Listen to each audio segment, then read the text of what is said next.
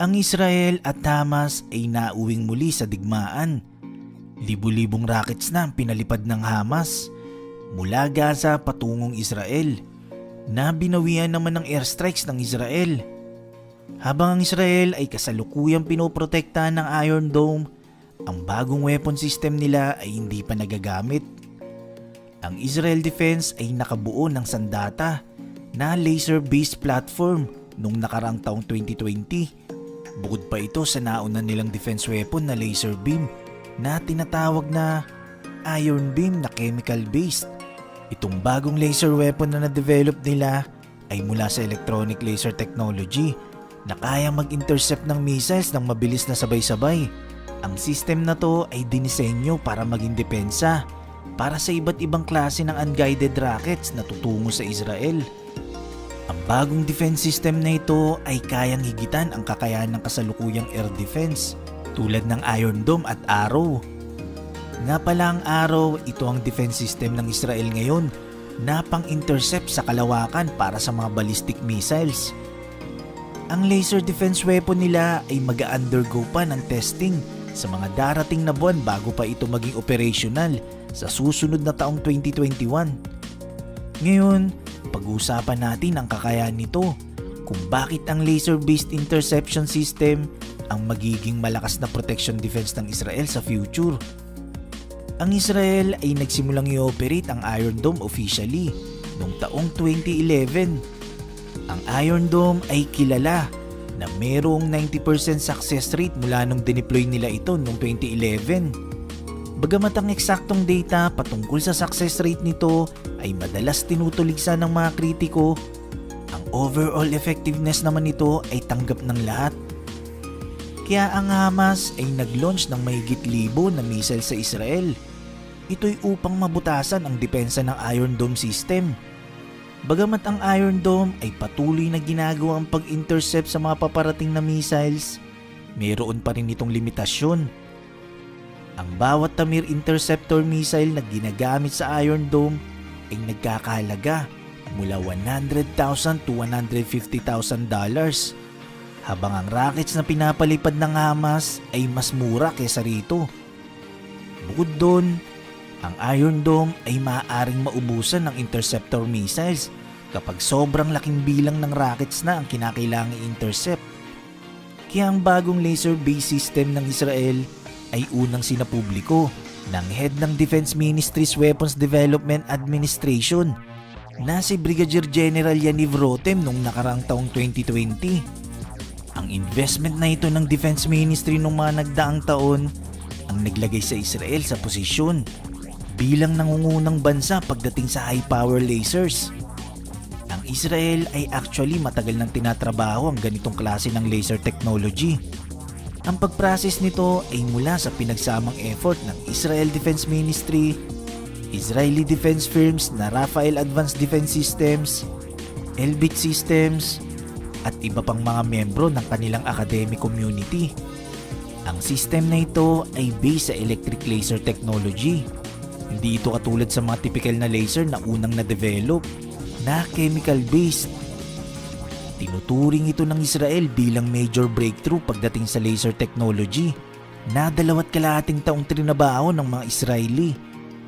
Ang Israeli team na binubuo ng mga scientists at engineers ay nagawang makalika ng technology na focus at mag-i-stabilize sa laser beams kahit na nasa malayong distansya ito at sa kahit ano pang atmospheric disturbance. Ito ang nagdala sa kanila sa pag-develop ng effective interception technology. Ang laser ay concentrated beams of light na nagtatransmit ng malaking bilang ng electromagnetic radiation patungo sa target nito. Ang lakas naman ng laser ay generally sinusukat sa kilowatts. Kapag ang laser beam ay tinamaan ng target, magdudulot ito ng mabilis na pag-init hanggang sa sumabog ito. Ano nga ba ang advantage ng pagkakaroon ng laser weapons? Actually, ang laser beam ay mayroong speed of light na halos instant nitong wawasakin ang target nito. Ganun niya kabilis may intercept ang mga missiles.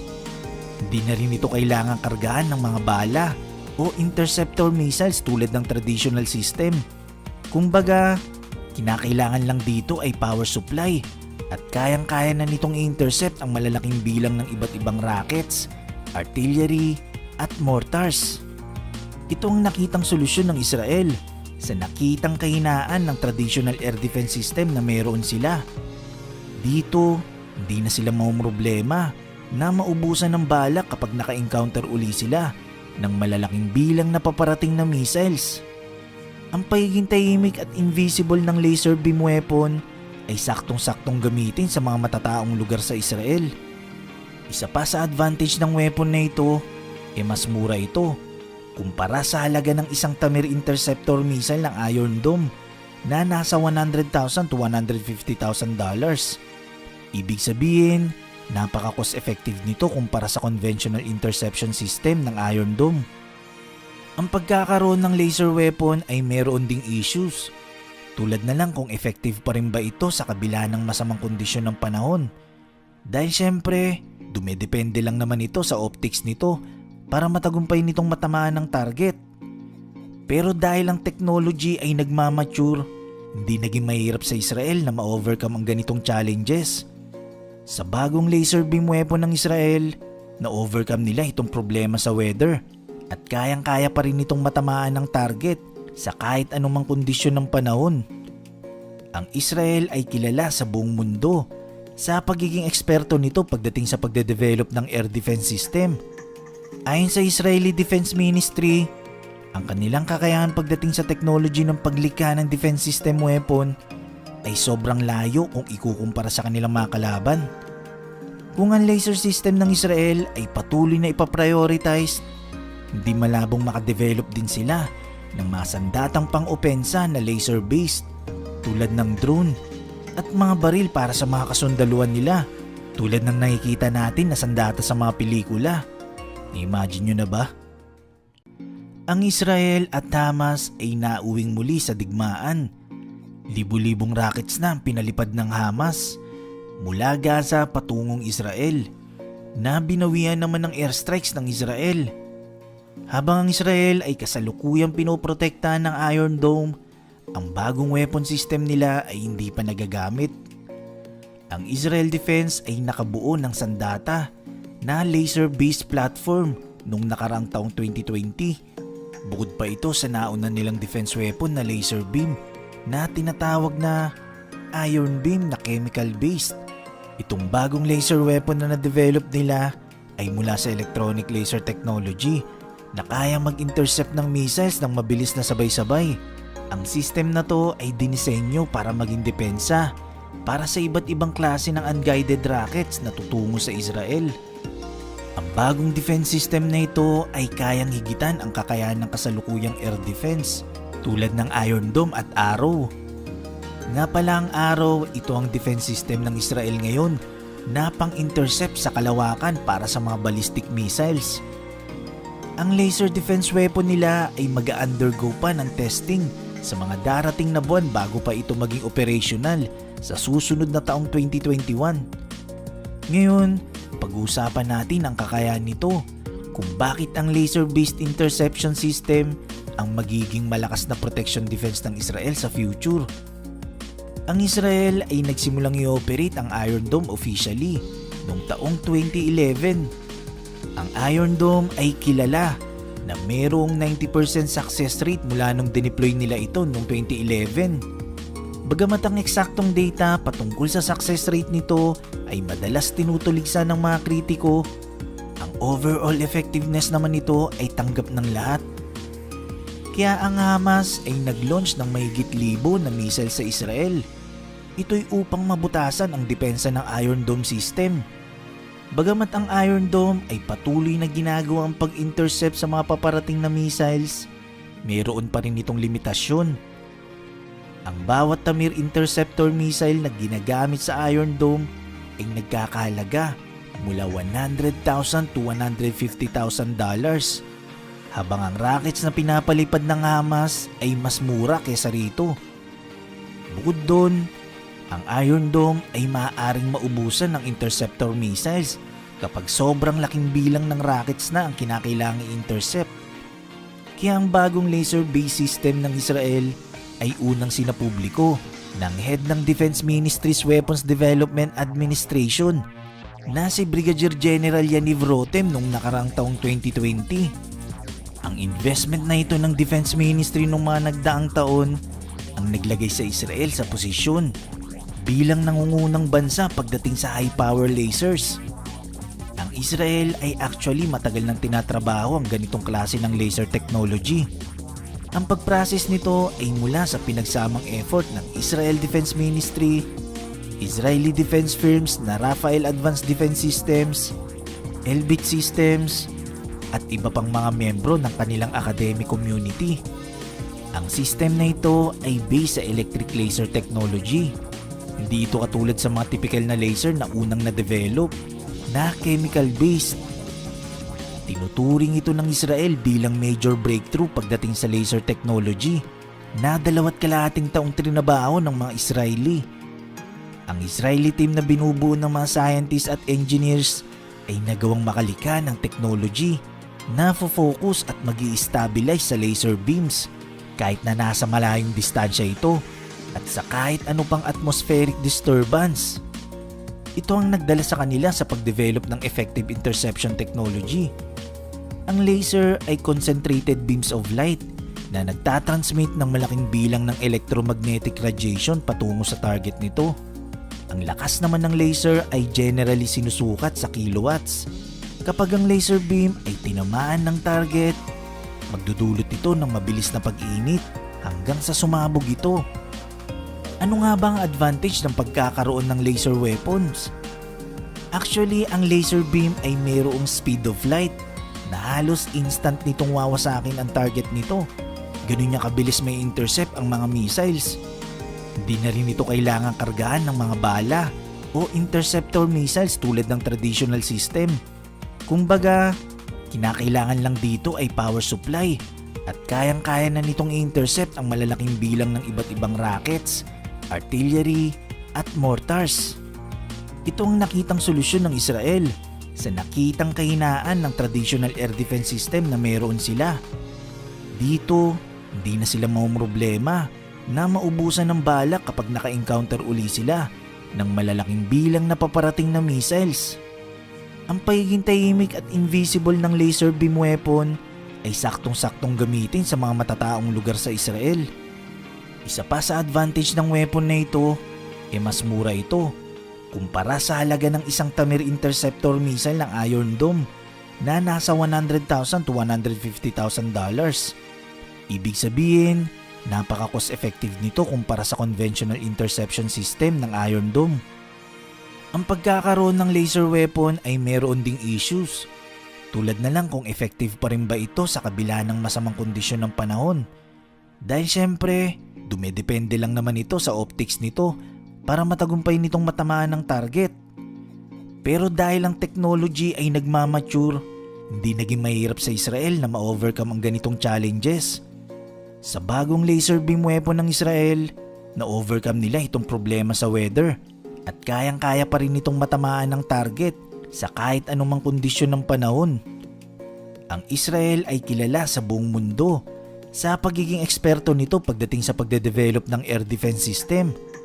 Ayon sa Israeli Defense Ministry, ang kanilang kakayahan pagdating sa technology ng paglikha ng defense system weapon ay sobrang layo kung ikukumpara sa kanilang mga kalaban. Kung ang laser system ng Israel ay patuloy na ipaprioritize, hindi malabong makadevelop din sila ng mga sandatang pang-opensa na laser-based tulad ng drone at mga baril para sa mga kasundaluhan nila tulad ng nakikita natin na sandata sa mga pelikula. Imagine nyo na ba? Ang Israel at Hamas ay nauwing muli sa digmaan. Libu-libong rockets na ang pinalipad ng Hamas mula Gaza patungong Israel na binawian naman ng airstrikes ng Israel. Habang ang Israel ay kasalukuyang pinoprotektahan ng Iron Dome, ang bagong weapon system nila ay hindi pa nagagamit. Ang Israel Defense ay nakabuo ng sandata na laser-based platform noong nakaraang taong 2020. Bukod pa ito sa nauna nilang defense weapon na laser beam na tinatawag na Iron Beam na chemical-based. Itong bagong laser weapon na na-develop nila ay mula sa electronic laser technology na kayang mag-intercept ng missiles ng mabilis na sabay-sabay. Ang system na to ay dinisenyo para maging depensa para sa iba't ibang klase ng unguided rockets na tutungo sa Israel. Ang bagong defense system na ito ay kayang higitan ang kakayahan ng kasalukuyang air defense tulad ng Iron Dome at Arrow. Nga pala ang Arrow, ito ang defense system ng Israel ngayon na pang-intercept sa kalawakan para sa mga ballistic missiles. Ang laser defense weapon nila ay mag-undergo pa ng testing sa mga darating na buwan bago pa ito maging operational sa susunod na taong 2021.